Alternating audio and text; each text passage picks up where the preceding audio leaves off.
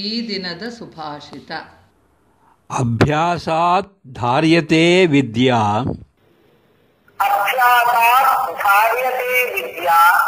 ಕುಲಂ ಶೀಲೇನ ಧಾರ್ಯತೆ ಗುಣೇನ ಜ್ಞಾಯತೆ ತ್ವಾರ್ಯಃ ಕೋಪೋ ನೇತ್ರೇಣ ಗಮ್ಯತೆ. ಅಭ್ಯಾಸ ಮಾಡುವುದರಿಂದ ವಿದ್ಯೆಯು ಹೆಚ್ಚುತ್ತದೆ. ಹಾಗೆಯೇ ಒಳ್ಳೆಯ ನಡವಳಿಕೆಯಿಂದ ಕುಲವು ವೃದ್ಧಿಯನ್ನು ಹೊಂದುತ್ತದೆ. ಒಳ್ಳೆಯ ಗುಣಗಳಿಂದ ಪಂಡಿತನು ತಿಳಿಯಲ್ಪಡುತ್ತಾನೆ. ಹಾಗೆಯೇ ಕುರುಬು ಕಣ್ಣುಗಳಿಂದ ತಿಳಿಯಲ್ಪಡುತ್ತದೆ. It is with practice that one acquires knowledge.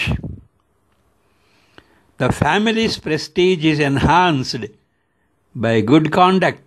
A noble person is recognized by his good qualities,